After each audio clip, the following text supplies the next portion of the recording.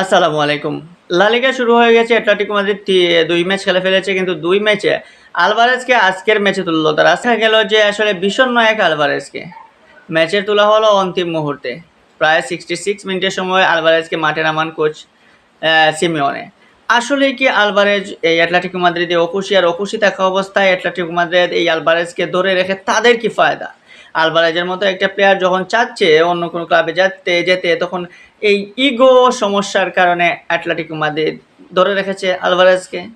আলভারেজও কঠিন একটা সিচুয়েশনের মধ্যে রয়েছেন, তাকে আজকে দেখে বোঝা গেছে। অ্যাটলেটিকো মাদ্রিদের হয়ে মাঠে নামলেন, মাঠে নামার পর খেলা শেষে তার একা বিষণ্ণতায় ভরা মন নিয়ে ড্রেসিং রুমে চলে যাওয়া, এতেই বোঝা যায় যে আসলে আলভারেজ এবং অ্যাটলেটিকো মাদ্রিদের মধ্যে সম্পর্কটা আগের মতো এত মধুর না। এখনো লিগের অনেক দূর বাকি।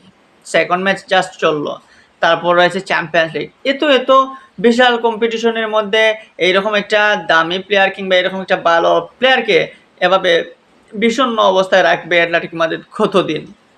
এর ফলে কি অ্যাটলেটিকো মাদ্রিদের ক্ষতি হচ্ছে না? অ্যাটলেটিকো মাদ্রিদ আসলে চায় কি? আলভারেজ চাইছিলেন বার্সায় যেতে, নাকি বার্সা আলভারেজকে নিতে বেশি উদ্গ্রীব হয়ে গেছিল? এখন বার্সাকে আলভারেজকে দেব না, এইরকম সিচুয়েশন অ্যাটলেটিকো মাদ্রিদের। কিন্তু বার্সা ছাড়া অন্য কেউ আলভারেজকে নিতে গেলে বিশাল অঙ্ক দিতে হবে। এখন বিশাল অঙ্কটা এই আলভারেজকে নিয়ে না আসলে কেউ এই মুহূর্তে বাজি ধরতে চাচ্ছে না বা বাজি ধরতে যাচ্ছে না। সো এই বাজি না ধরার ফলে অ্যাটলেটিকো মাদ্রিদেই শেষ পর্যন্ত স্থান ধরে রাখতে হচ্ছে এই আলভারেজকে। কিন্তু আসলে আলভারেজ এই অ্যাটলেটিকো মাদ্রিদের থেকে তার সেই চেনা দেখে ফিরতে পারবেন? তার যে ফুটবল ক্লাস কিংবা তার যে ফুটবল খেলা, সেই ফুটবল খেলা কি তিনি এখানে দেখাতে পারবেন? বাকি যে লা লিগার ম্যাচগুলো রয়েছে, সামনে চ্যাম্পিয়ন্স লিগ রয়েছে, ওই ম্যাচগুলোতে কি আলভারেজ ফুল পর্যাপ্ত গেম টাইম পাবেন? অ্যাটলেটিকো মাদ্রিদের ক্লাবের সাথে যদি সম্পর্ক ভালো না হয়, আজকে যেভাবে সিমিওনেও তাকে ৬৪ মিনিটে মাঠে নামালেন, প্রায় হারতে বসা ম্যাচ শেষ পর্যন্ত জিওভান্নি সিমিওনের কল্যাণে বলতে পারেন যে ম্যাচটায় ড্র করে কোনো রকম ১ পয়েন্ট নিয়ে যায়।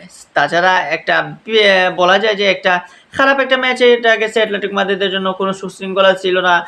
লাল কার্ড পর্যন্ত পেয়েছে এই ম্যাচে।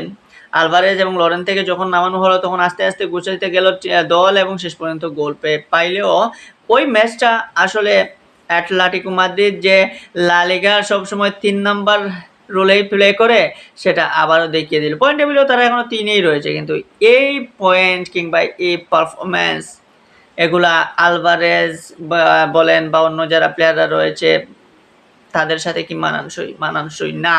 বিশেষ করে আলভারেজের আজকে মুখটা দেখে খুবই খারাপ লাগছে এবং আলভারেজের এইরকম সিচুয়েশন দেখে, কারণ উদীয়মান এই তরুণ এই বিশ্বকাপেও আর্জেন্টিনার হয়ে খেলেছেন, আর্জেন্টিনার ভালো একজন ফরওয়ার্ড, কিংবা গত ২টা সিজনে আমরা দেখেছি অ্যাটলেটিকো মাদ্রিদের হয়ে সর্বোচ্চ দিয়েছেন, কিন্তু এবার কি থেকে কি হয়ে গেল অ্যাটলেটিকো মাদ্রিদের চেয়ে আলভারেজের মনেও অন্য ক্লাবের প্রতি বেশি মায়া জন্মে গেল, বিশেষ করে বার্সার প্রতি মায়া বেশি জন্মে গেছিল। বার্সাতে যেতে চান, আবার যেতে চান না, আবার এমন চুক্তিতে ফেসে আসেন অ্যাটলেটিকোর সাথে কিছুই করতে পারতেছেন না।